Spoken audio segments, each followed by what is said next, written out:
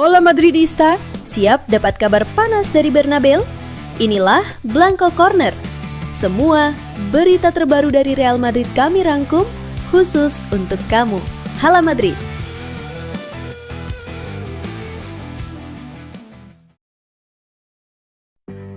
Kemenangan Real Madrid atas Espanyol akhir pekan lalu bukan hanya soal gol Mbappe dan Militao, tapi juga munculnya penampilan impresif Franco Mastantuono.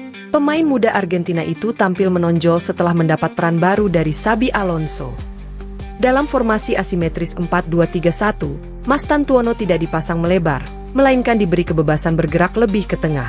Perubahan ini membuatnya bisa menunjukkan kualitas terbaik, memenangkan 12 duel, menuntaskan 6 dribble, menciptakan 2 peluang, serta mencatat akurasi operan 89%. Kerjasamanya dengan Mbappe jadi sorotan.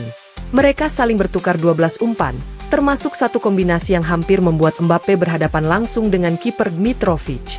Dari situ terlihat jelas bahwa Mastantuono bukan tipikal winger, melainkan gelandang serang yang hidup di ruang antar lini. Namun, performa apiknya datang di saat persaingan makin ketat. Jude Bellingham baru saja kembali dari cedera, sementara Arda Güler juga terus menekan untuk menit bermain. Slot terakhir di lini tengah menyerang Madrid kini menjadi rebutan panas. Meski begitu, Mastantuono sudah memberi sinyal kuat bahwa ia pantas dipertimbangkan sebagai starter. Kreativitasnya, akselerasi tajam di lini tengah, dan keberanian mengambil risiko membuatnya cepat disukai publik Bernabeu. Jika terus konsisten, langkah maju dalam karirnya di Madrid tinggal menunggu waktu.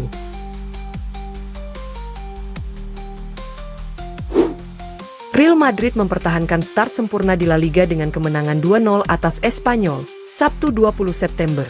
Gol dari Eder Militao dan Kylian Mbappe memastikan Los Blancos tetap kokoh di puncak klasemen dengan 15 poin dari 5 laga. Namun, kemenangan itu juga menghadirkan momen spesial dengan kembalinya Jude Bellingham dan Eduardo Camavinga dari cedera. Keduanya dimainkan di menit-menit akhir, sekadar untuk merasakan atmosfer pertandingan lagi. Bagi Bellingham, comeback ini terasa istimewa karena ia bisa pulih lebih cepat dari perkiraan. Lewat akun Instagram, gelandang Inggris itu meluapkan rasa syukurnya. Sangat merindukan ini dan kalian semua. Terharu atas cinta di stadion hari ini dan dukungan selama masa pemulihan saya. Sekarang saatnya untuk lebih banyak lagi.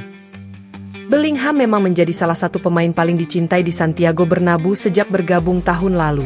Dedikasi dan kualitasnya membuat ia langsung mendapat tempat spesial di hati fans. Kini, kembalinya ia dalam kondisi fit memberi Xabi Alonso opsi lebih di lini tengah. Sang pelatih bahkan menegaskan dalam konferensi pers bahwa ia memandang Bellingham sebagai gelandang serang, bukan playmaker klasik. Dengan hadirnya juga Arda Güler, persaingan di posisi ini dipastikan makin ketat, tetapi menjadi dilema positif bagi Madrid. Bagi Bellingham sendiri, kembalinya ia ke lapangan hanyalah langkah awal. Dukungan fans dan keinginannya untuk terus memberi yang terbaik bisa menjadi dorongan besar untuk menjalani musim penuh bersama Los Blancos.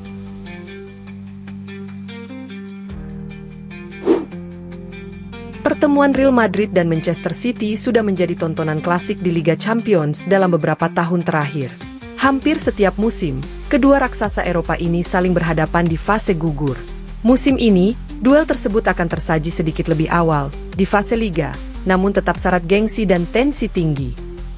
Menjelang pertemuan tersebut, dua pilar Manchester City, Bernardo Silva dan Rodri, buka suara soal lawan terberat yang pernah mereka hadapi. Menariknya, keduanya kompak menyebut Real Madrid sebagai musuh paling menakutkan di kompetisi elit Eropa. Bernardo Silva mengaku Liverpool adalah lawan tersulit di Premier League, terutama dengan kehadiran Mohamed Salah. Namun, ketika berbicara soal Liga Champions, ia tanpa ragu menunjuk Madrid. Di Liga Primer ada Liverpool dengan Salah, dan di Liga Champions, Real Madrid dengan Vinicius dan Rodrigo, ucapnya kepada Telemundo. Senada dengan itu, Rodri, peraih Ballon d'Or 2024, juga menegaskan bahwa Real Madrid selalu menjadi lawan tersulit di Liga Champions. Meski begitu, ia juga menyebut Barcelona era Lionel Messi sebagai salah satu tantangan berat dalam karirnya. Saya akan memilih Liverpool di Liga Primer, dan Real Madrid di Liga Champions. Juga ketika menghadapi Barca yang diperkuat Messi, kata gelandang Spanyol itu. Yang menarik, baik Rodri maupun Silva sempat dikaitkan dengan Real Madrid dalam beberapa tahun terakhir. Rodri bahkan pernah masuk daftar target utama Los Blancos. Namun, keberhasilannya meraih Ballon d'Or 2024, mengalahkan Vinicius Junior, sempat menimbulkan gesekan di antara kedua kubu. Meski demikian, pengakuan dua bintang Manchester City ini semakin menegaskan aura besar Real Madrid di Eropa. Bagi banyak pemain top, Los Blancos tetap menjadi lawan yang paling ditakuti ketika kompetisi bergengsi Liga Champions dimulai.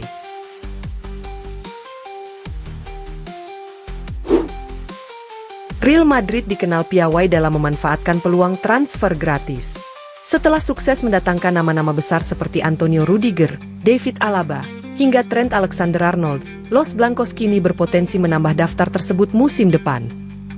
Menurut laporan Marca, bek Bayern Munchen Dayot Upamecano telah menawarkan dirinya untuk bergabung dengan Real Madrid. Sang pemain disebut bertekad mengenakan seragam putih kebanggaan Madridista, sekaligus membuka pintu keluar dari Allianz Arena. Upamecano bergabung dengan Bayern pada 2021 setelah didatangkan dari RB Leipzig dengan biaya besar. Sejak itu, ia tampil lebih dari 150 kali bersama klub Bavaria. Meski kerap menuai kritik soal konsistensi dan fokus, bek tengah asal Prancis itu tetap dinilai punya kualitas teknis, fisik, dan pengalaman di level tertinggi Eropa. Situasi kontraknya menjadi kunci. Kesepakatan Upamecano dengan Bayern akan berakhir pada akhir musim, dan laporan menyebut ia tidak berniat memperpanjang. Kondisi ini membuat peluang hengkang secara gratis ke Real Madrid semakin terbuka. Los Blancos sendiri dikabarkan tengah menjajaki berbagai opsi untuk lini belakang, terutama setelah masalah cedera yang menimpa David Alaba dan Antonio Rudiger. Meski prioritas klub bisa saja berbeda, kesempatan merekrut pemain berstatus bebas transfer jelas sulit diabaikan. Menariknya, selain Upamecano, Real Madrid juga memantau situasi kompatriotnya di timnas Prancis, Ibrahima Konate. Duet keduanya di Les Bleus dinilai mampu menambah soliditas pertahanan. Jika benar terrealisasi, kedatangan mereka bisa menjadi langkah strategis Madrid dalam menyegarkan lini belakang untuk era baru di bawah asuhan Xabi Alonso.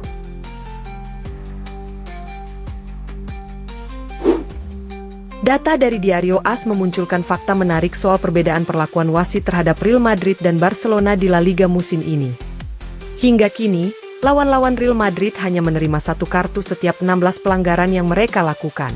Angka ini jauh lebih tinggi dibandingkan dengan Barcelona, di mana lawan mereka rata-rata mendapat 1 kartu setiap 3,9 pelanggaran. Perbedaan mencolok hingga 12,1 pelanggaran menunjukkan ketimpangan dalam pemberian sanksi. Situasi semakin jelas terlihat di Santiago Bernabeu. Dalam 3 laga kandang Madrid musim ini, lawan-lawan mereka telah melakukan total 35 pelanggaran tanpa menerima 1 pun kartu kuning.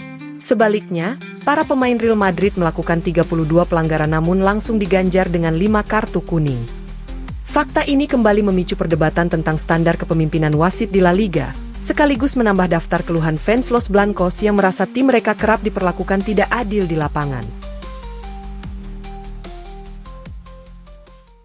Terima kasih sudah nonton Blanco Corner. Jangan lupa tekan like, share, dan subscribe supaya kamu gak ketinggalan semua kabar terbaru Real Madrid. Hala Madrid!